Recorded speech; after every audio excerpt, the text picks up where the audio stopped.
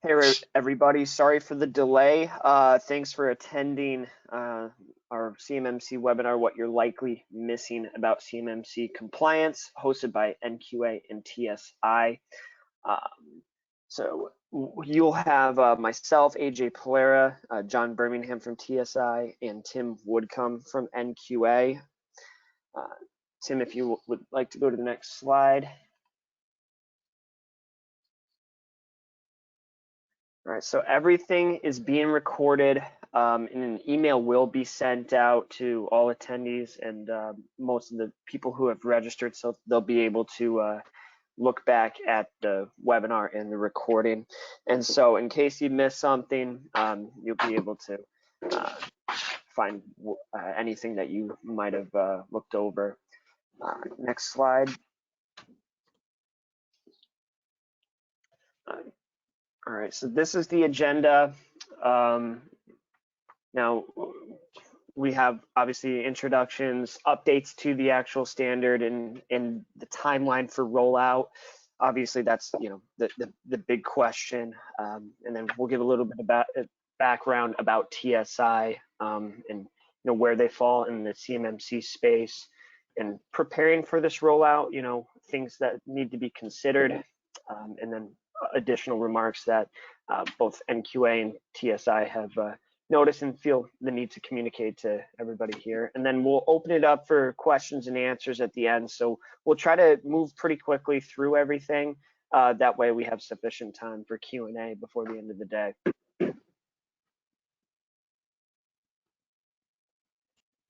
Right, and then the two speakers for today, we have John Birmingham, Director at TSI, and Tim Woodcomb, Director at NQA. So I'll let each of them introduce themselves and give a little bit of background before diving into the presentation. Right, so John, whenever you're ready. Yeah, good afternoon. Thank you, AJ. Yeah, my name is John Birmingham. I'm the Director of Cybersecurity and Compliance at Technical Support International. I've been on board with the TSI team for about 2 years. Primarily, largely focused on CMMC, preparing TSI and our clients subsequent to that for CMMC Level 3, as well as some other cybersecurity initiatives that we do. And background, and by way of background, I've had a 20-year career with the Air Force, many of those years in the security and compliance and cybersecurity areas. Subsequent to that, I worked for several large DIBCON, defense industrial base contractors, among those Lockheed Martin, Northrop Grumman, ACS Defense. Then I moved back into the government for a 15-year career as a DOD employee, working with DOD, the Air Force, and the U.S. intelligence community. Worked closely with several federally funded research and development centers along these same lines, cybersecurity at the classified level, cybersecurity, compliance, and those sorts of things as well. And again, I've been with TSI almost 2 years now, working in this area. Tim. Thanks, John. Tim. Everyone, thanks AJ, thanks John for joining us today. I'm thinking some of the folks on the line probably know me. I'm Tim Woodcomb at NQA, Director of the business unit that covers a variety of services, but namely in terms of what we're talking about here today, cybersecurity and information security, particularly CMMC. So I've been with the organization for 20 plus years, and in the role as a director now, kind of responsible for these programs, both from a technical perspective, i.e. kind of understanding what the rules and requirements are, but also from a service perspective in terms of helping our clients navigate these requirements, get the right types of assessors and assessments done and certifications in hand. So NQA, as most folks probably know, we've been a certification body since 1988. That was largely, the heritage there was in the ISO world, so ISO 9001 onwards. Today, a lot of our work and a lot of our customer base, frankly, is in either the aerospace defense world under the standards 9100 or AS 9100, 9110, 9120, or in the government and government contracting space, usually under 27001 or 20000-1, increasingly doing a number of NIST assessments and, of course, kind of in the queue for CMMC. With that, NQA has that strong DoD core competence. We're in a majority of the primes and in many subcontractors. So we've kind of been familiar with those organizations, with the FARs and the DFARs for that matter, for years, and are in a pretty good position to help with CMMC. So we've been involved in CMMC actually for coming on almost a 2-year anniversary. That was back in summer of 2019 when people actually met in conferences face-to-face down in the DC area. One of my colleagues, Lynette Rowe, started to get involved in those, I'll call them pre-committee meetings as CMMC was starting to form as a concept or idea. And we've really been tracking it since then, involved at various levels in industry groups, working groups, obviously, getting the same information a lot of folks have been getting as well from the public venues, be it the town halls or what have you, but also working to stand up C3PAO industry group, working group, if you will, which kind of gives us a direct connection to some of the CMMC AB members and CMMC staff for that matter. So we're getting ready. We've got 20+ assessors at various levels of readiness in our network. We'll talk about kind of where that whole program is, but suffice to say, we've got people lined up. Technically, there are no fully accredited assessors just yet, so I don't want to pre-state that, but we've got people kind of ready to go, and some have gone as far as they can go thus far.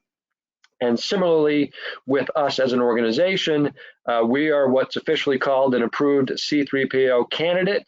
That means we've gone through an application process and a vetting process with both the CMMC and DoD at some level.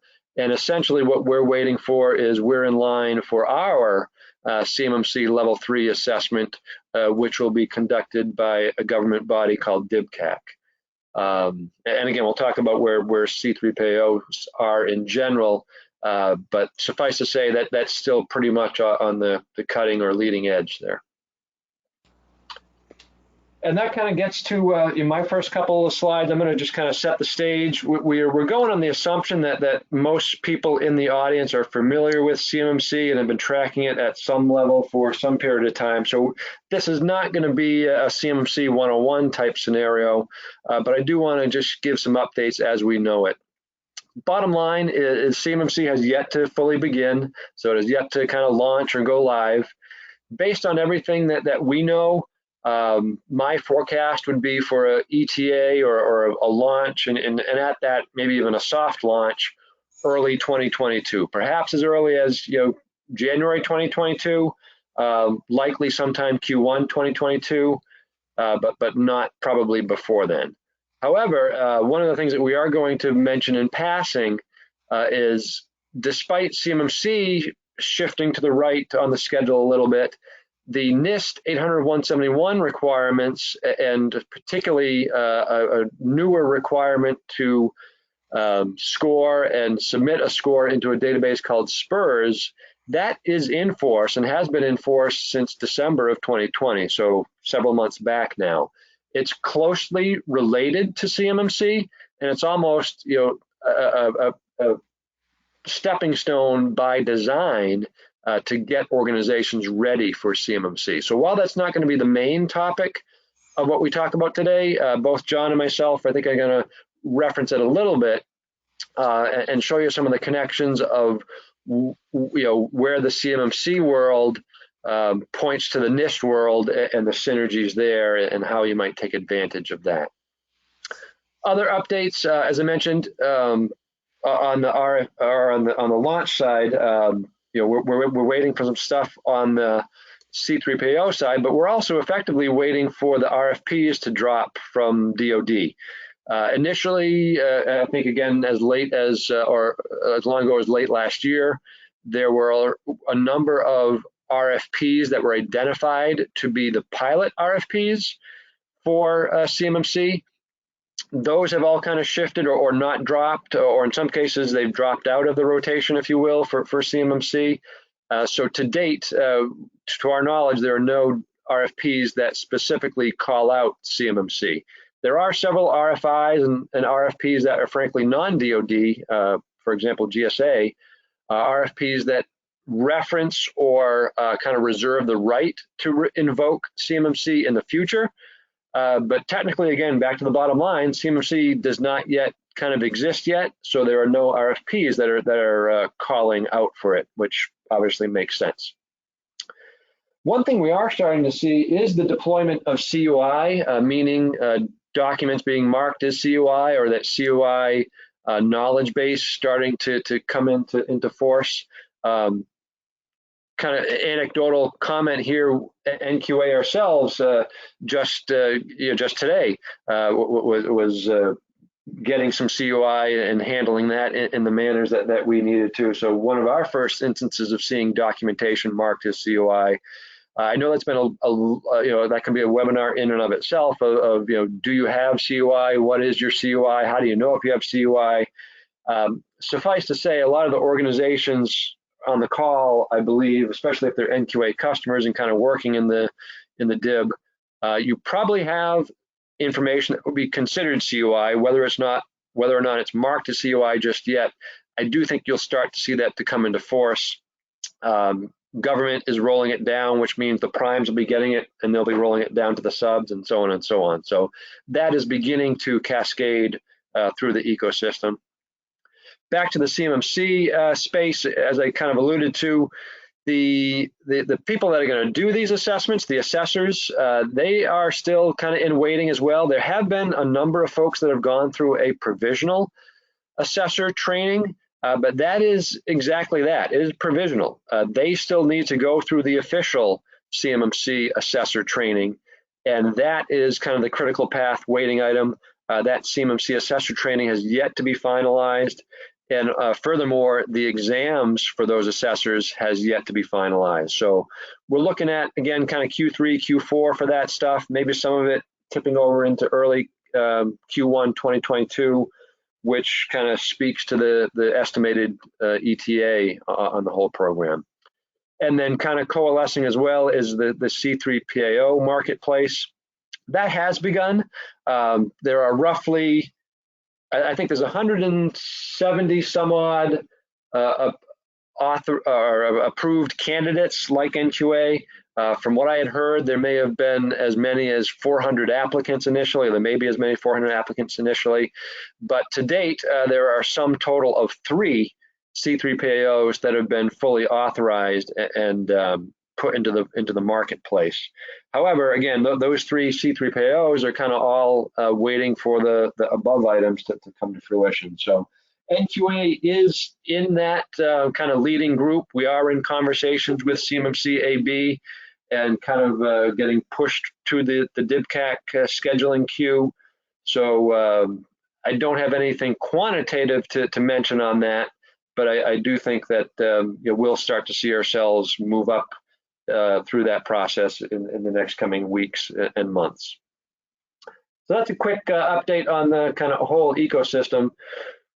Just want to also recap CMMC a little bit before we get into our guest speaker today, because really one of the gists that we're here talking about today is the fact that CMMC, while it's got these 17 domains, and if you're not familiar with them, the 17 domains is the graphic on the upper left-hand side from access control all the way down to system information and integrity. Those are the categories or the clauses or the domains, as they're calling them in CMMC, that the requirements live within. And we're generally going to be talking about CMMC level 3 because that's where CUI is, that's where the DFARS kind of come into play, and that's again where a lot of our customer base is most likely going to land. So at a level 3, these 17 domains have various requirements underneath them. At level 3, you're talking about 130 requirements or practices in total, kind of distributed amongst these 17 domains. And I think in part because of the name, cybersecurity maturity model. A lot of folks think, okay, that's cybersecurity, that's IT. I'll let that guy or those 5 folks kind of handle that. But it's not quite as simple as that. While a lot of the requirements, yes, do have some underlying technology or IT components to it or controls there, there are a good number of controls that also will segue into other areas, be it HR, be it facilities, be it personnel in general, just training and awareness. And aside from that, every one of these practices or requirements, it's not just about putting the control in and walking away.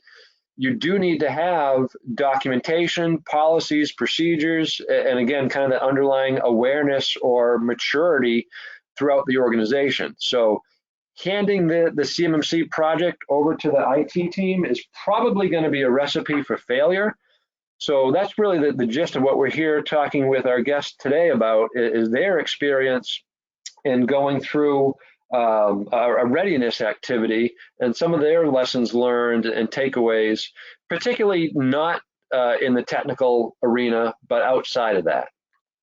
So with that, going to start to bring John into the conversation here. And really, John, I think that the first question that we can probably provide the audience some insight on is, why did TSI decide to undergo a readiness assessment? Right. Yeah. Thank you, Tim. But before I do say answer that question, thank you for it. I do want to say that just a quick introduction to TSI. TSI has been around for 30 years, primarily as a managed service provider. More recently, sort of morphing into or taking on the role of managed service security service provider, and then even more recently, due to our experience with PSI, DSS, and other compliance frameworks initially, and then so we've kind of moved into a managed security service provider as well, on top of and with the addition of consulting in terms of different types of framework. But to your direct point, why did TSI undergo the process of becoming a C3PAO and become an RPO? Again, it was all pretty much client driven. An increasing number of our clients started to make us aware that they had NIST or CMMC certification requirements. And so obviously that drove us to our desire to know more about it and know what they could expect, so we could provide help them in the most meaningful way. I should note that there's a difference between an RPO, registered provider organization, and a registered provider. The provider is the individual that becomes registered and goes out and assists with implementing and consulting around CMMC. This role, to become registered, you have to undergo a background check. In addition to that, you have to take a class that provides, an overview of CMMC, what some of the rules are, and as well as that, sign a, non-disclosure agreement and those sorts of things. So I wanted to clarify those points. And TSI has on staff RPOs. We are an RPO, but we also have registered providers, those individuals on staff as well, meaning that we know a lot about CMMC because we've taken that class. Obviously, we were convinced at some point that MSPs and MSSPs who support DIB contractors would be in scope for the client CMMC assessments, and that at some point, certainly, they would need to become certified at level 3 as well, or whatever level client they support. And so we've held that belief for quite a while. And so we wanted to get a vector on where we were in that process. In other words, were we likely to pass a CMMC level 3 assessment when that point in time comes. And so that was another reason why we did it. And so just to, to confirm, I guess, our thought that MSSPs and MSPs and IT staff and organizations that support DIB contractors moving forward in the future would have to be CMMC level 3 compliant themselves. Jeff Dalton, the vice chairman of the board of directors of the CMMC advisory board, in a meeting last night, actually stated that he believes and expects that it will in fact be the case that the IT providers, whether they're MSPs or MSSPs, will have to become C3PAO or CMMC level 3 compliant. And in addition, we've undergone this process, whether it's RPO or registered provider, and C3 in the assessment process. It's our view that as an MSP and MSSP, that we would be able to provide the most value to clients if we holistically comprehend the process, the programmatic requirements, the technical requirements, solutions and services that go with those, and have actual experience to include the stress involved with the process itself to help produce a successful outcome for an assessment for our clients. All right, that makes sense, and kind of the couple of slides that we've got scrolling through here summarize a lot of that.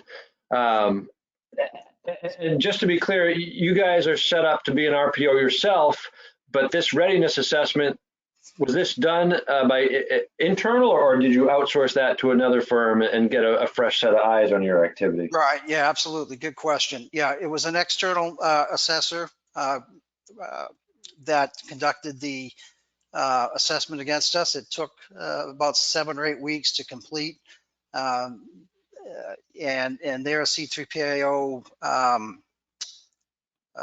what's the word I'm looking for? Candidate?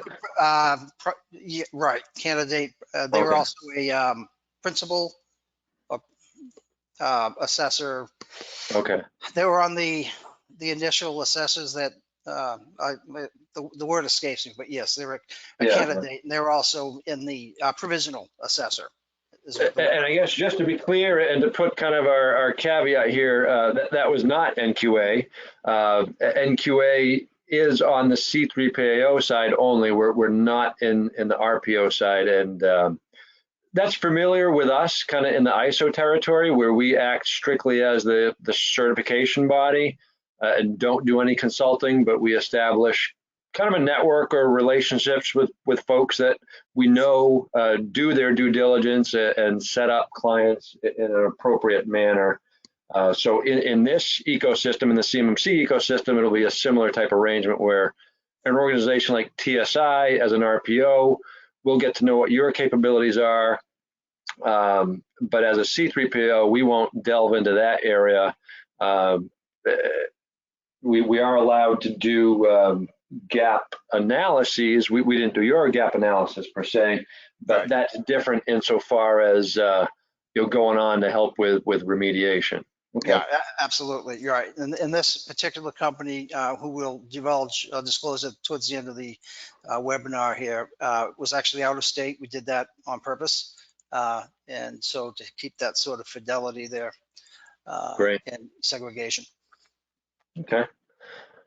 All right. So, well, I mean, let's get right to it then. So obviously we kind of teed this all up as it's not all about IT. It's not all about technical requirements. So, based on your readiness review, without divulging too much, probably confidential information, what are some of your takeaways of the non-technical parts of it?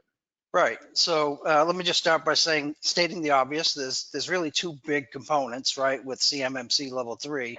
The first one is the technical side, and we've talked about those probably ad nauseum, but endpoint security, configuration, network security, intrusion prevention, those sorts of things, right? And so, but on the programmatic side, the idea at maturity level 3 is that the security and compliance program is managed. That's the key to level 3, it's managed. And so essentially what you need to do is develop a security and compliance program and then sustain that program. right? And so what is that program? It consists of several things, many things actually, but there's a lot of documentation, a lot more than just a standard WISP written information security plan that many of us might be familiar with. There's processes, there's accountability, and you have to demonstrate all this, right? Institutionalization and socialization of the program, so it's understood across the organization or the enterprise. There's also this sort of sustainment element that's required and has to be demonstrated as well. As you mentioned earlier, there are 130 practices within CMMC level 3. You've got to have this requirement to have a policy for each one of those practices. And each one of those practices then has to have a process. So for example, you write up, you have a policy at a very high level that you don't change a lot. And then the practices are what you do, a company does to meet a control, right? So access control, what do you do to meet a particular access control requirement? Okay, that's one check. Two, how do you do that? What are the procedures that you use to implement that control? So all that has to be covered. And then there's processes for each domain. You have to have a process for each one of the 17 domains in CMMC. You also have to have strategic implementation plans for each domain, which talk about what the certification is of the individuals that are doing the work, what the sort of the budgeting process is to ensure that security is put into the budget on a repeatable basis. You don't have to have specific numbers and those sorts of things. You don't have to reveal your budget, but you have to explain that project, right? That process. And then of course, evidence for each one of those controls. And so here's the sort of the real takeaway to all of this. If you were to, each of the above that I just stated is required to be congruent, right? All of those documents, all of those processes and practices and so forth, all have to sort of be congruent with each other, right? They have to agree with each other, number one. Number two, they should be viewed as a cyclic process for all of these. So you develop these documents and these processes, procedures, practices, etc. You ensure they're all put into these systems and the systems are configured accordingly. Then you're doing these checks and then you're sustaining, coming back around to review annually, essentially, in some form or fashion, that they're still in place and they're still there and they're still effective, and identify any change requirements that might be necessary based on the facts or the risk level or area that might have changed. Okay, I hear you. Yeah, and I've definitely heard and seen a lot of that as well. And I guess to kind of translate that to, a lot of our customers, again, are familiar with the ISO side. From what you're saying, those procedures almost sound what we might call work instruction level, where it's really detailed about how you're going to manage the access control or the asset management or what have you. But then there is a higher level policy document. So multiple tiers of documentation, a lot of documentation. And I know one thing I've heard that's kind of I get a chuckle out of it, because it's a phrase that ISO used to use. We've since moved away from it, but I've seen it now kind of brought new again under CMMC, is the phrase, say what you do what you say, in terms of the procedures. Exactly. Yes, correct. So again, from the ISO side, that should be familiar with anyone that's been in ISO, for more than 10 years. You probably would remember that. And sorry to say it's back, because yeah, my perception is, as you're saying here, a lot of documentation. Right. Yeah. Supporting. Right. Supporting all the controls, a lot of technical controls as well, as we mentioned. Yeah, of course, and right. And I think that's what we want to point out is, right.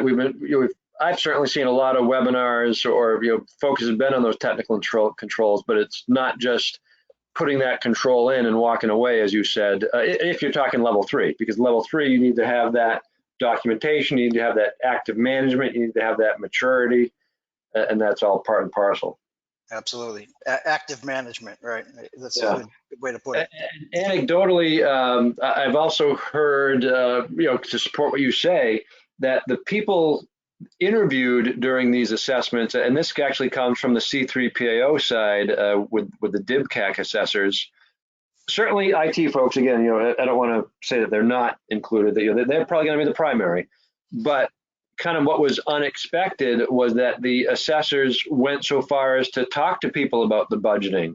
I don't know if it was the CFO per se or the CEO. In smaller organizations, it probably would be. But the takeaway I heard was, to have those peripheral folks on the ready, because again, they're part of this. To your point, you got to have the budget, or you got to have the leadership, or whether they're committing to it or signing off on it. It's going to be beyond the IT group in the assessment process as well. I can certainly vouch for that. Yeah, absolutely. And we have a partner as well a partner that has a partner that underwent a DIBCAC assessment. The Navy wanted them to undergo, it's a defense contractor. And so they supported them with that. And exactly to your point, if they have an interview, if they decide to interview the CEO, the CIO and the CFO, and they don't know what's going on with the strategic implementation plan and how things are being budgeted and what the plan is and those sorts of things, they're not going to get very far. Yeah. And before we go too far, I realize that we're tossing around a lot of acronyms, and unfortunately, with any certification program or with any government program, there's always a lot of acronyms. But I see a question explaining RPO versus C3PO. So let me take a crack at that. RPO stands for Registered Provider Organization, and that's essentially a consulting organization.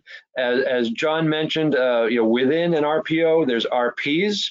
Those would be the individual consultants, if you will. So you've got, and I think that's registered practitioners, what that stands for. So you've got RP individuals that work for an RPO organization whose purpose or objective is to help organizations prepare and implement their CMMC practices.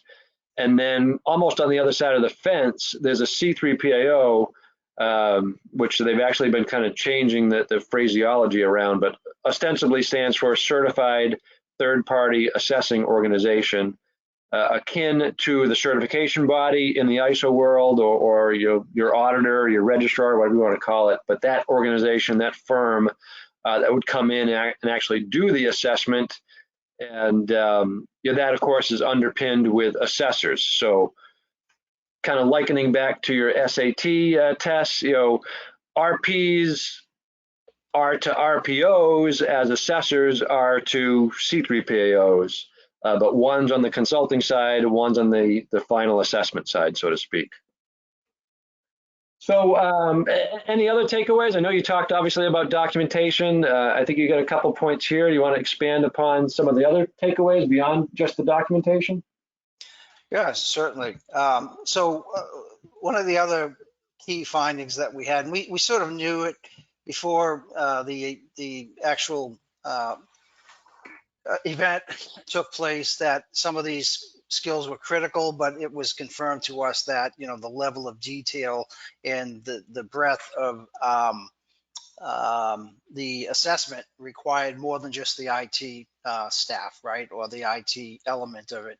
And so you've got to have information technology, certainly. That's always important in this case. But real cybersecurity staff, someone that, not just an IT person really that knows some security things and they put those in place, but real cybersecurity assistance, right? Just to make sure you have it right and you can show everything and have everything buttoned down the way they want it to be, and then demonstrate that. CISO experience or vCISO experience, Chief Information Security Officer type experience at a higher level, right? To oversee what's going on. We call it vCISO services, virtual CISO services that we provide, for example. Management and collaboration skills, very important in CMMC preparation, particularly in preparation, but as well as sustainment and moving forward. Document development, as you can imagine, and maintenance type of skills. understanding DoD, how it audits and what its processes are and its language is a huge help in this, as anyone can imagine who just sort of read the documentation, CMMC itself, or tries to read DFARS of NIST and those sorts of things. So understanding that language and the intent of it is a big help for sure. And then again, yeah, it's more than just IT though. And that, I guess, kind of gets exactly to what we were just commenting on. All right.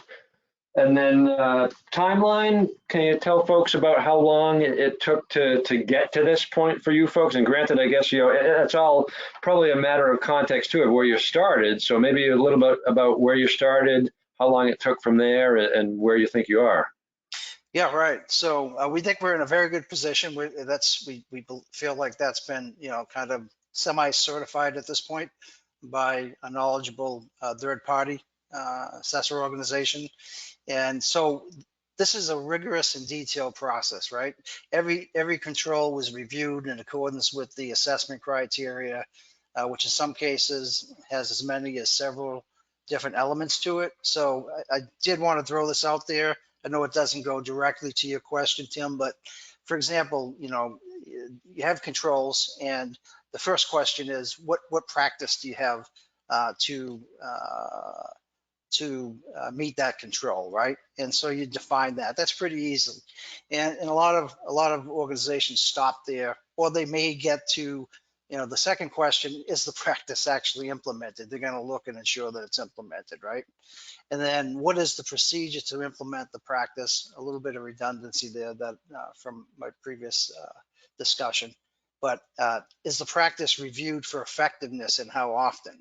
Right? This is another element of assessment, right? So it's not that you just have the practice. It's not that they just that you can demonstrate that it's in place and how it's in place, but is it reviewed for effectiveness and how often? That sustainability piece, right? Very important.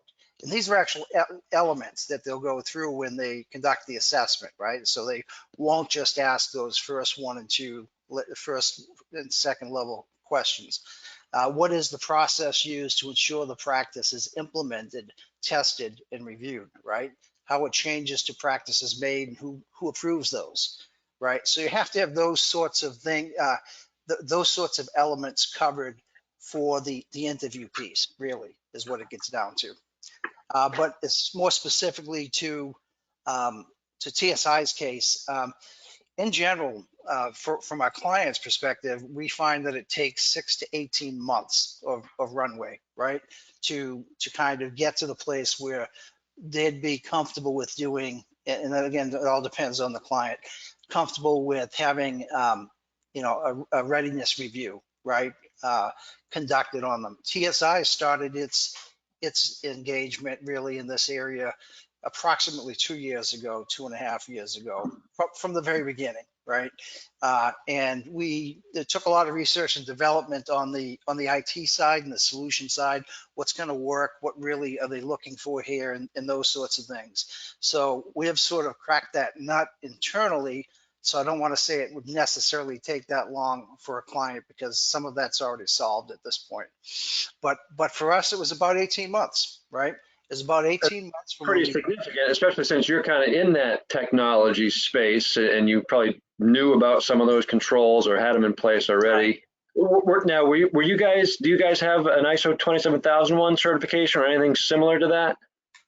We do not currently. No, we're working on that, but we do not have that. No. So this was not a starting point, but obviously the base knowledge was. Right, and the fact that we do have a number of military and former military individuals, including myself, who have had exposures to NIST 853, and in fact, the whole security and compliance team is former military and have dealt in this area, have worked in this area for a number of years.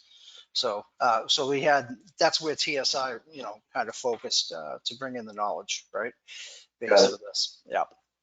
And so, we went through, we did the self-assessment. We had poems, obviously, which is what you're supposed to do. And address those poems. Plans of actions and milestones, gaps that we had to remediate, right? Yeah. So And, kind of non-conformances in ISO speak for folks on the line. Yeah, right. Thank you. And so, obviously we address those, and as an MSSP, we had the technical controls in place. We just had to find a way to marry those up to the documentation and build that out, right? So are most of your poems then what I might call administrative or documentation based? Right, I would say so. Right, Okay. I would say so. Absolutely. And then, for example, there's 3 or 4 different types of training that are required within CMMC, right? They say, a lot of times you'll hear security and awareness training, and that's true, but you also have to have insider threat training, right? You also have to have training for specific job functions, for example, right? So you can't it's not a matter of just sending out one security awareness training for everybody in the company, and that suffices for the year. That's not the case here with this. And another thing, by the way, that we learned during the assessment is that the DIBCAC has been asking C3PO candidates for their CUI training, which is not identified in CMMC. But so there's a requirement for that. We feel that we're advising our clients, and we've obviously done it at this point, is to conduct CUI training annually as well. And that's free. The DoD has that available online. Yeah, I echo that, and I've taken that, and yeah, that was useful. And as you said, it's a free government training, so if nothing else, take advantage of your tax dollars at work. I think, I guess the silver lining for this, again, for the audience that's probably mostly made up of ISO type organizations, is documentation and effectiveness and all those things you're saying is kind of the secret sauce to this. That's not foreign to ISO organizations. So I'm hopeful that ISO organizations don't have a huge gap to get there. You're saying it took you 6 to 18 months, which is pretty significant coming from where you're coming from, but I would think other organizations might be in the same ballpark, at least from the documentation side. That's within their remit. A lot of organizations out there are smaller organizations that might not have an IT staff per se, whereas you guys are a whole IT organization. A little bit, kind of based off one of the questions here, any thoughts on how a smaller organization would address that? I mean, I guess part and parcel that's kind of what you do. Right. Well, yeah, obviously there's an investment that has to be made in this, unfortunately. And I know DOD is working hard on that. And I know Secretary of Defense for Acquisition, their Undersecretary of Defense Salazar, he comes from small business community initially, apparently. Okay. Yeah, and so I know they're trying to figure out a way to make, reduce the cost for smaller organizations, especially, and how they end up doing that, who knows? They're working on it though, for sure. And so there's two options, right? There's always going to be an investment, regardless of where I think a DIB contractor or sub sits, and those are going to be in technology, services, solutions, and they're either essentially going to be a hybrid of internal and outsourced, or one or the other, right? And so for smaller DIBs, I mean, I would say that one of the objectives would be to reduce your footprint of CUI, right? What you have, what your holdings are, where they are, and how they're processed. And we help a lot with those aspects as well for some of our clients, smaller clients. And then the other one, investment in time, right? There's 2 pieces to that. Even if you have all of the technical controls and technology and services and solutions put in place, if they're not all outsourced, obviously there's going to be more time invested in their internal time. Yeah. But in addition to, you still have to build out all the documentation, right? Even if you have a very small portfolio of CUI that you're responsible for, right? Or systems, right? you still have to go through all of the, all of the wickets, so to speak, right? All of those areas, you still have to have them developed.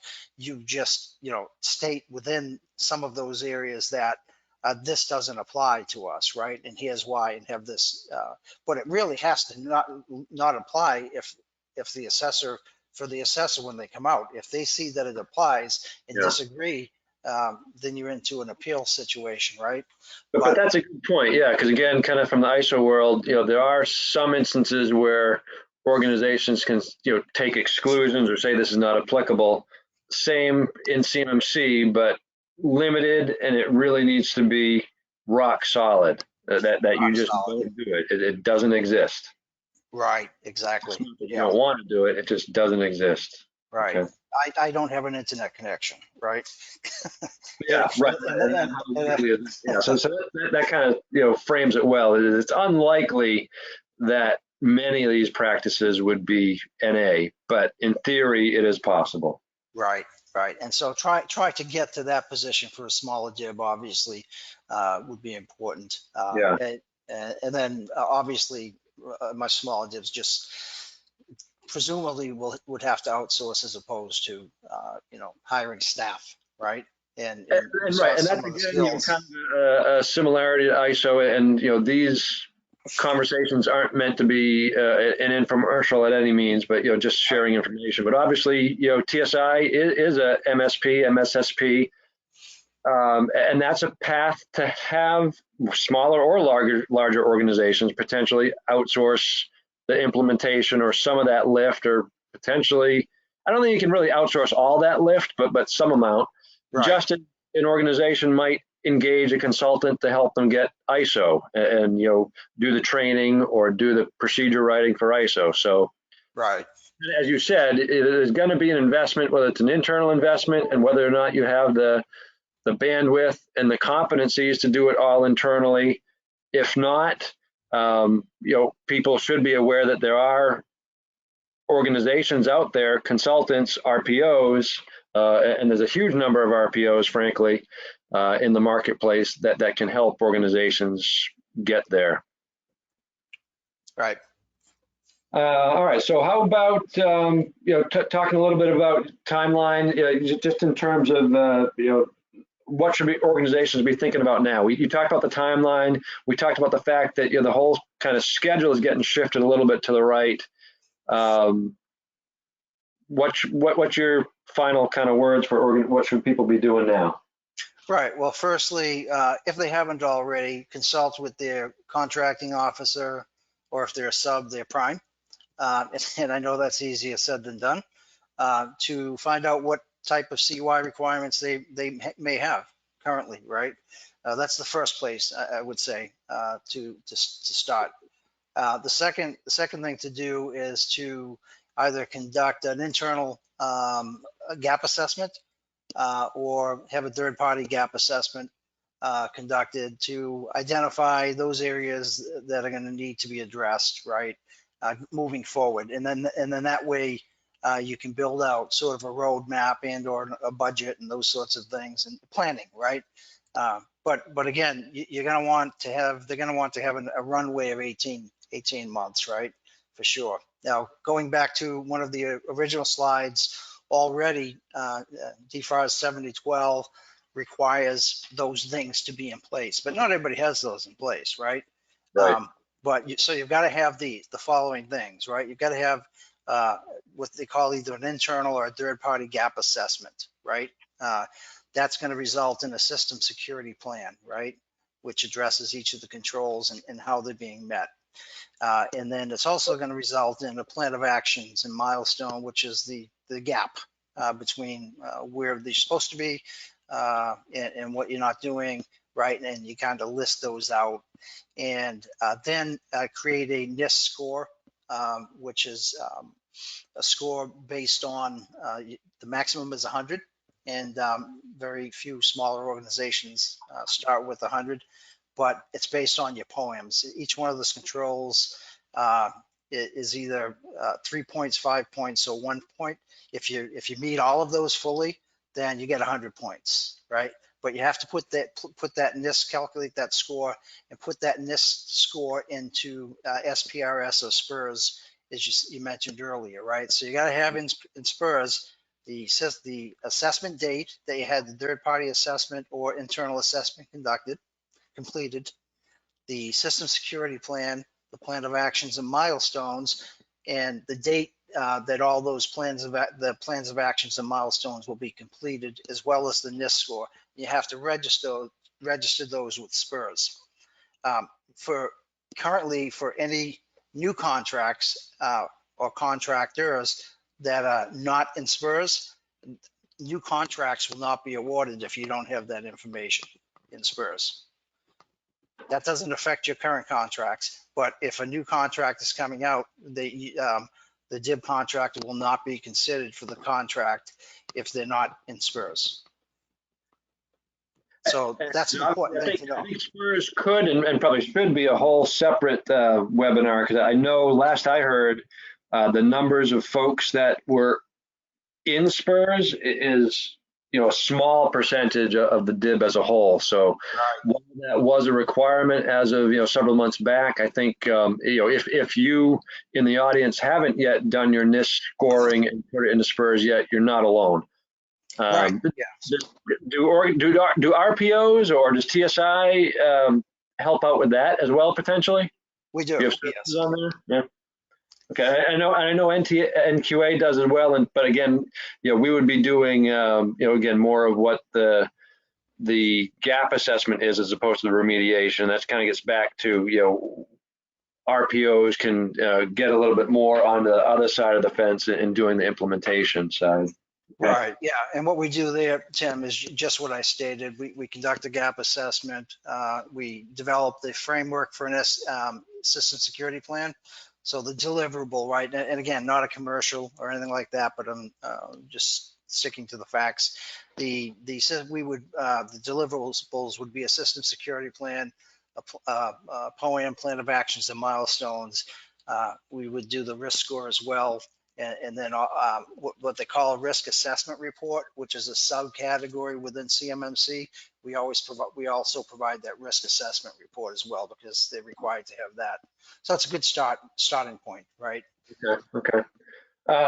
In your estimation, I mean, we've kind of talked about the level of effort and the timeline kind of getting delayed. Any chance this goes away or just fails to materialize? I would say emphatically no. And the reason I say that, well, first of all, you can just imagine what the consequences are. We're losing our shorts essentially, right? We've got F-15 fighter jets being replicated. China is putting rovers on Mars right behind us.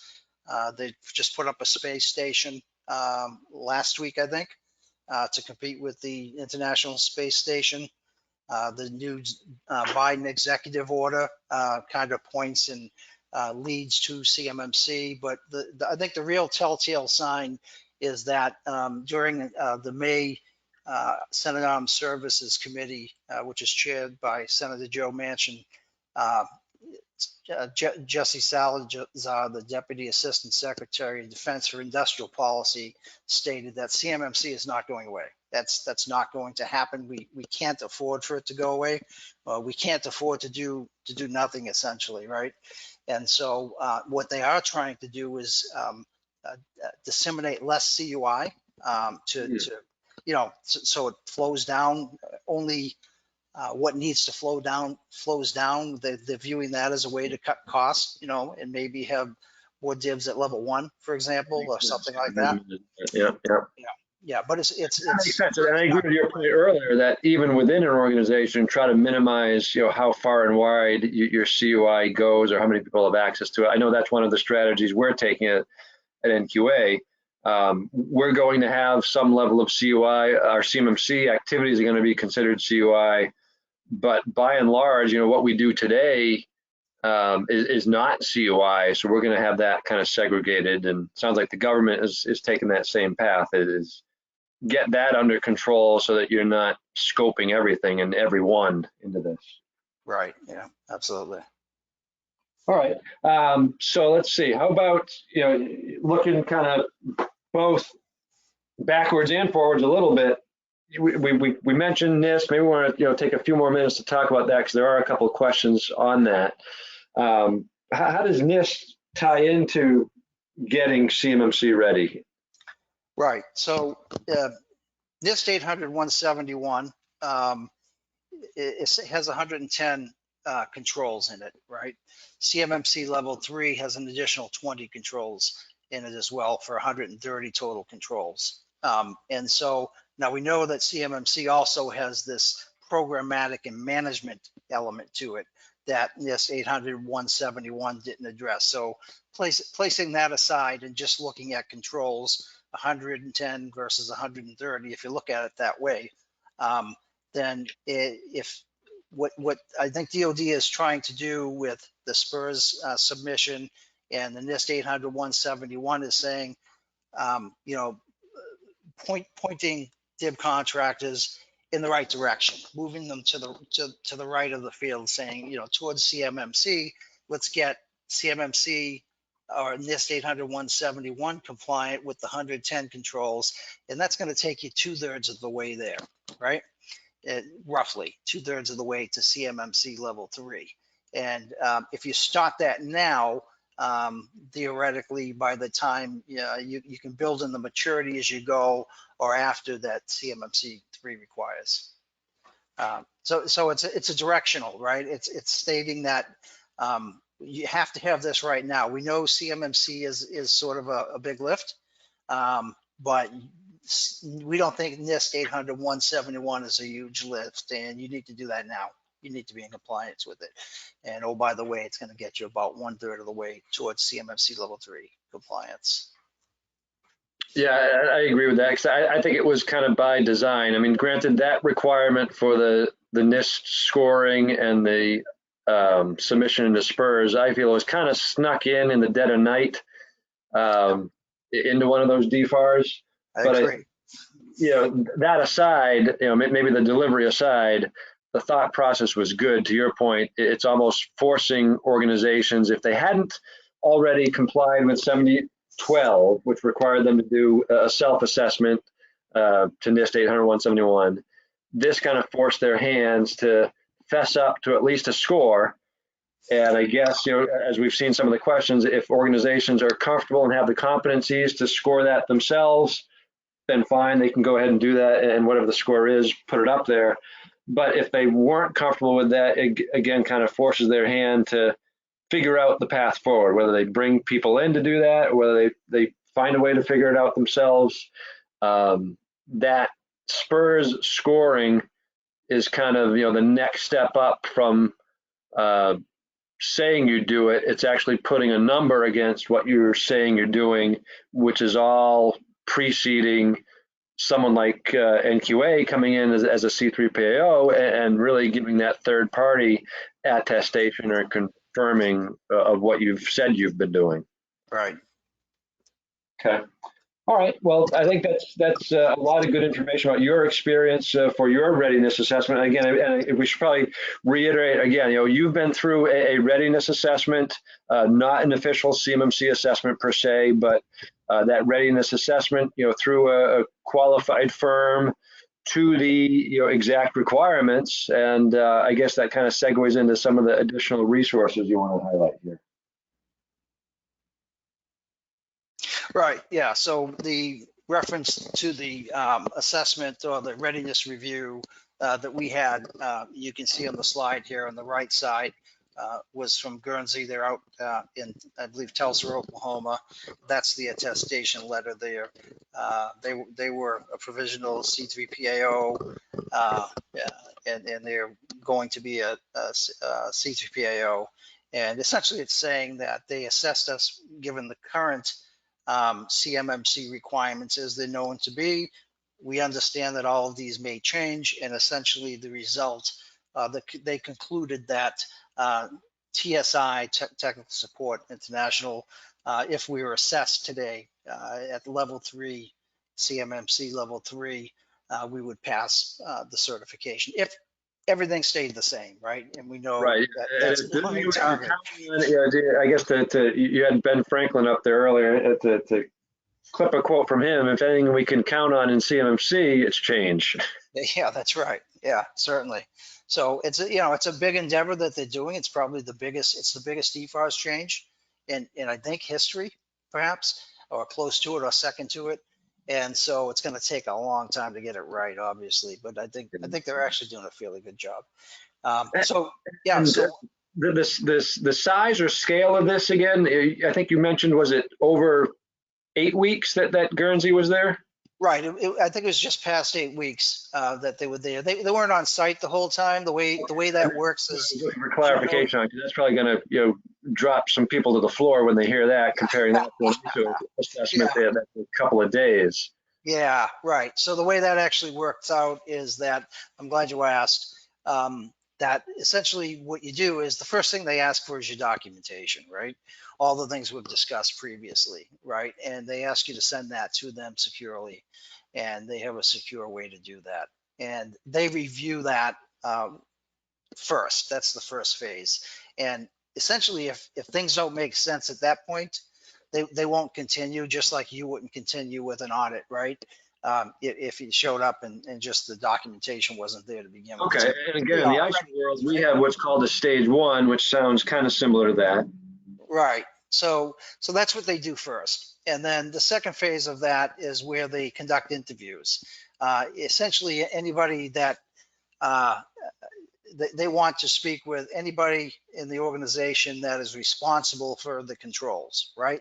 In some cases, that's going to be several people within an organization, and other organizations, a really small organization, probably just a handful, like 2 or 3 or whatever, depending on. And then in other cases, they might have a support team like an MSSP or whoever that does the other pieces. So that's what they do next. They do an interview process, and they ask interview questions of the participants that are responsible for those controls, and they ensure that the answers to those controls, one they ask for any clarifying questions around what was stated in the documentation. 2, they ask sort of subsequent or second layer or third layer questions to ensure that the stakeholder or the operator in that case knows what they're doing, right? And can speak to it. So then sort of the third phase of that, and again, that was even done remotely, right? So they're not necessarily on site doing that. Then okay, good point. All right. Right, yeah. So you can do that, especially in COVID, right? With COVID going on, that was almost essential. Yeah. I do know CMMC, obviously, they want to be on site eventually, but even currently remote, so okay.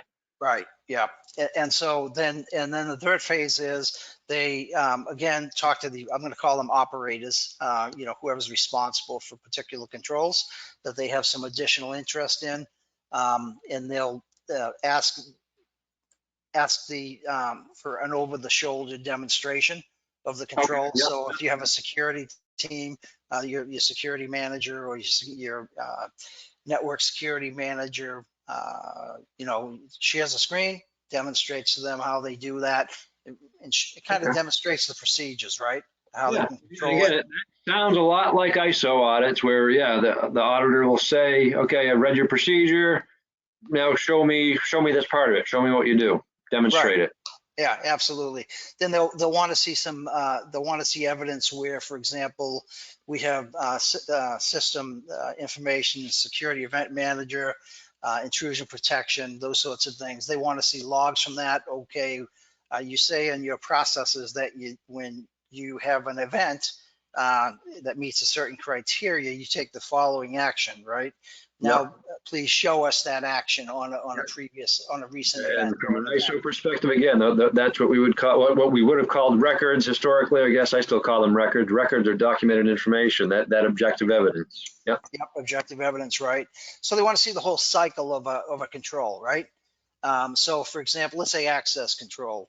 How do you manage? You give a new user an account, you set them up with the account, you have an account request form, right?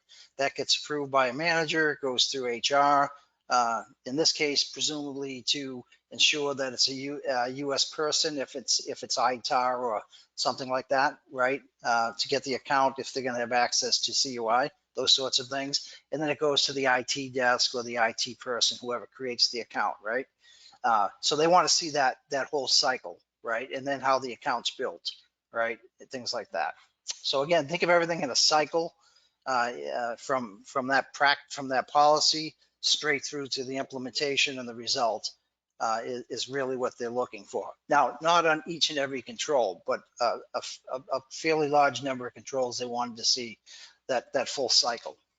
Got it. Okay. And I think you mentioned, so those interviews, the scheduling of all that, it spanned 8 weeks, but it wasn't 40 hours a week, 8 Right. weeks. No.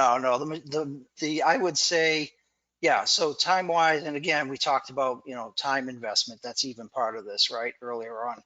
And so I think time investment for the actual participating in the assessment or the readiness review itself. I was heavily involved, obviously. So, but yeah, I'm going to say, right. It might have been 40 hours a week for you, 40. But yeah, right. It would vary, as you said, based on people's roles and responsibilities. Right. I'd say 60 hours tops across the board. Okay. All right. In our case. All right. Well, we've got links to a couple of those documents you mentioned. And then from an NQA perspective, similarly, we've got a couple things just kind of want to put up for folks, and this may touch on some of the questions. First of all, what we might call the standard itself, the CMMC model, as it's titled. That is, again, a document freely available, so I encourage you to get that if you haven't already. However, like in the ISO world, the standard, the model is very succinct in its requirements. Most of the requirements, most of the practices, I think all of them maybe, John, correct me if I'm wrong, they're all about 1 sentence long. But there's a lot more to it, and that's where the assessment guide becomes instrumental from my perspective. Yes. Again, for the ISO folks, think of the assessment guide as your 9004 document. So it takes that 1 sentence practice and it will explain it from a NIST perspective. It'll explain it from a CMMC perspective. It'll give examples of how organizations might meet that practice. So every 1 sentence practice gets expanded to at least a page, if not a couple to 3 pages in some instances, I think. So whereas the standard itself might be, I don't know, 20 some odd pages maybe, the assessment guide is close to 400 pages. All right, yeah. And that's where I think sometimes IT staff get tripped up, Tim. They take a quick look at this, and if they can interpret the DOT jargon, right? DOD jargon. Once they cross that hurdle, they look at that and they say, oh yeah, we do that. Oh yeah, we do that. But then those additional elements or criterion behind it often gets missed unless you have the training to look for those. Right. You gotta have the training to look for those sorts of things and interpret them. I know there were a couple of questions in the chat too about SPRS, and I'll be honest, I am not a SPRS expert, so I think one of the questions specifically was how to confirm if someone is in SPRS. But in short, if you want to get the official information on the requirements for organizations to do the NIST scoring and SPRS, the DFARS would be the place I'd say to start. I know there are several other government supplied documents or again, dare I say, procedures or work instructions about how to log on to SPRS or how to get a log on to SPRS. So we might be able to enhance the takeaways on that. But I would start with the base requirement in the DFARS to understand kind of what you're up against. Right, and I would say if there are, I know we're running late, but I think my email is at the end of the slides here, Tim. And if anyone has any questions and needs assistance getting pointed in the right direction, I'd be happy to. Yeah. And then we've got a small bit of information on CMMC on our webpage. Again, we're kind of all pre-launch at this point, so there's not a whole lot of detail. We cannot provide quotes just yet, unfortunately, on CMMC assessments. We can do CMMC gap analysis, as we talked about, and we can do some of the NIST scoring as an outsource as well, just like TSI. So we've got opportunities there. But really, the main clearinghouse is this final link, the CMMC AB, which stands for the CMMC accreditation body. That is really the central clearinghouse for information on C3PAOs, on assessors, on RPOs, on organizations like yourself. So I encourage you to look at that website if you haven't already. Some of the information out there is a bit dated. I will put the caveat there, but they do try to keep it updated. One of the key, I guess two of the key things on that in my mind is a link to what they're calling the CMMC Marketplace, which, as the name alludes to, the marketplace is where they put every single RPO that's been through the process and vetted, every single C3PO that's been through the process or is going through the process up, and with links to our website. My name's up there, my point of contact's up there. So that's kind of the official repository for information. You can also get to the CMMC model and assessment guides through that. But then there were a couple other questions about that COI training. And I think that's provided by the National Archives. But in any case, the CMMC AB website also has a link to that COI. I think they call it the COI mandatory training. But that's I could send them the link as well. I can send them the link to Tim if they want.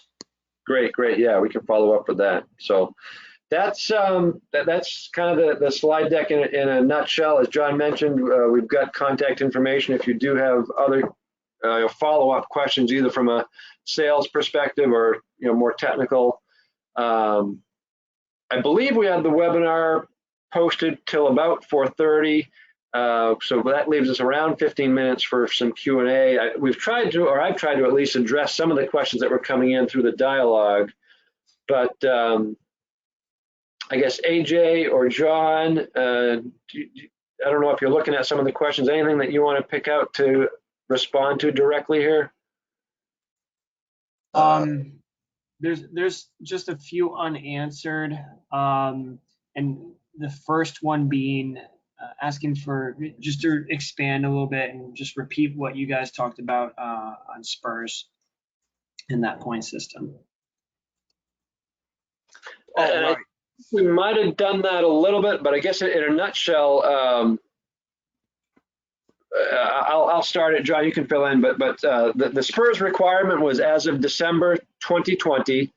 It will apply to any forward-seeking contracts you have, so it does not technically apply to any current contracts you have, but any forward-seeking contracts, you will not be eligible for additional contracts without your score in SPURS. And what that entails is basically going through a prescribed NIST assessment methodology with a scoring sheet, and as John kind of alluded to in their instance, calculating your score per these DoD prescribed methodologies and posting that score into SPURS, which is a government database. And again, there's processes all around that. So in a nutshell, that's what's required. I guess my anecdotal guidance would be, while the line in the sand was December 2020, we know a lot of organizations haven't done it yet, so you're not alone if you haven't, but just be aware that you will not be eligible for additional DoD contracts if you don't have a score in SPURS. And technically what they're saying is they don't care what the score is, they just want to see a score in there.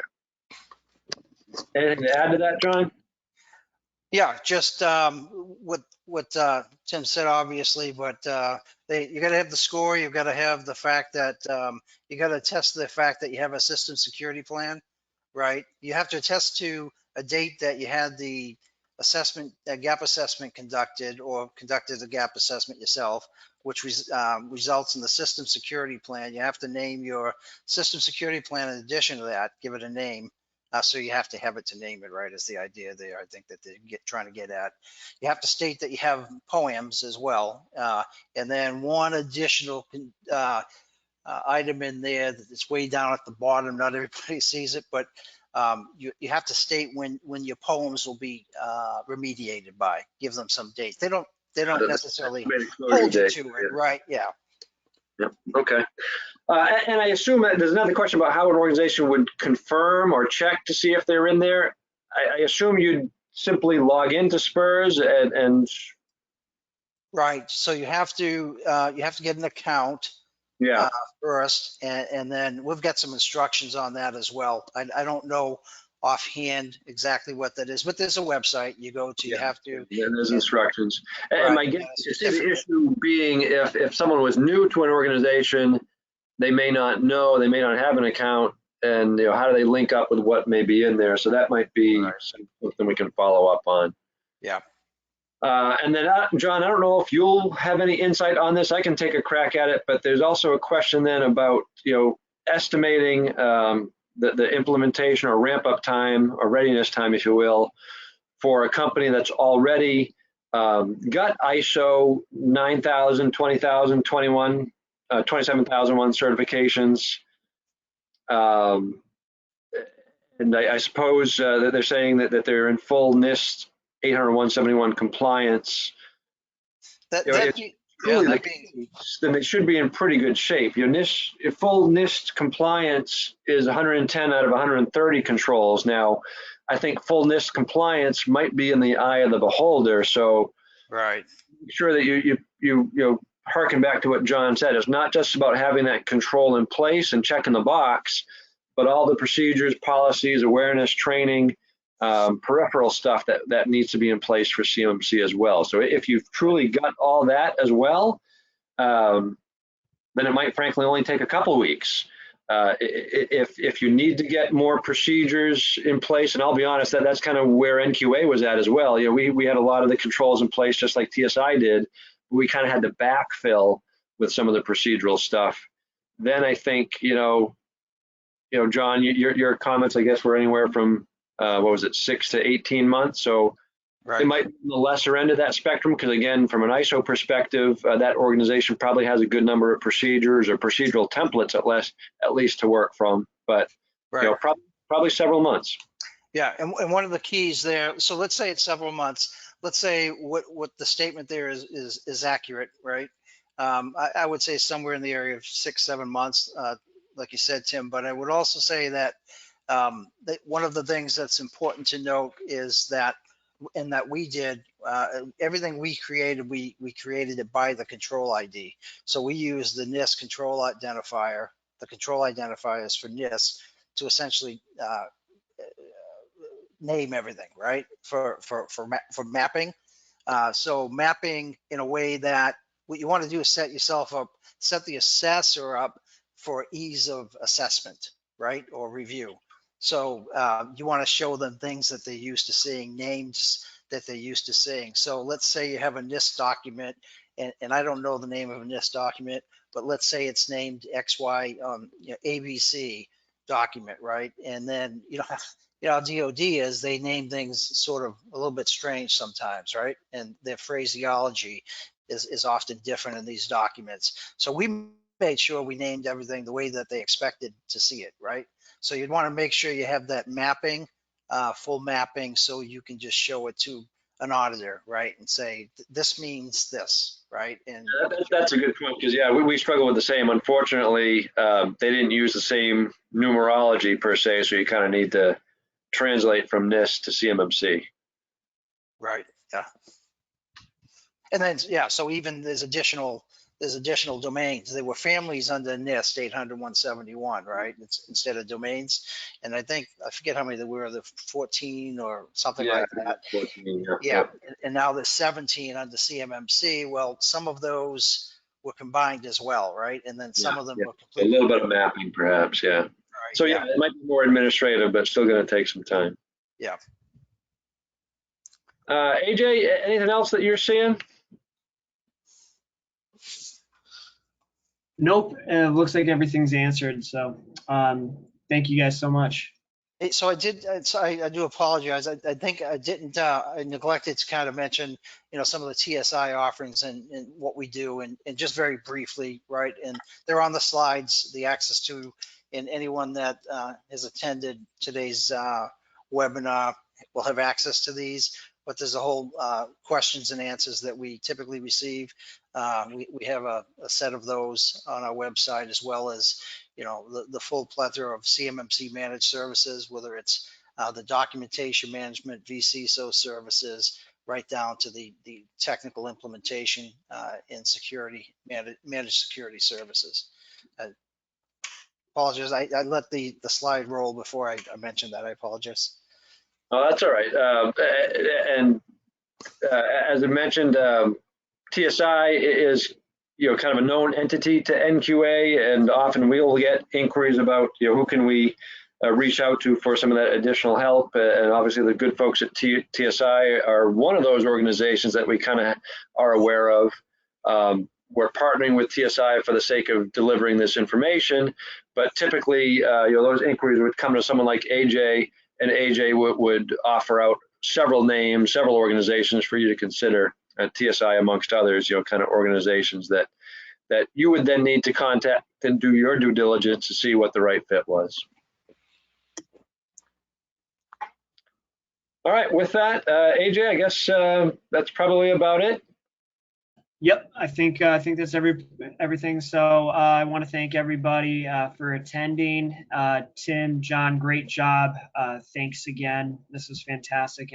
And once again, anyone that's still left, feel free to reach out to us with any questions or anything additional that comes up and you want to run by us. Emails will be sent out with the recording, and I'll try to include the slide deck as well. Great. Well, AJ and Tim, thank you for having us on. We do appreciate it, and it was a pleasurable experience. Thank you. Likewise, John. All right, I appreciate it. All right, take care, everybody. Okay, bye now. Thanks. Bye.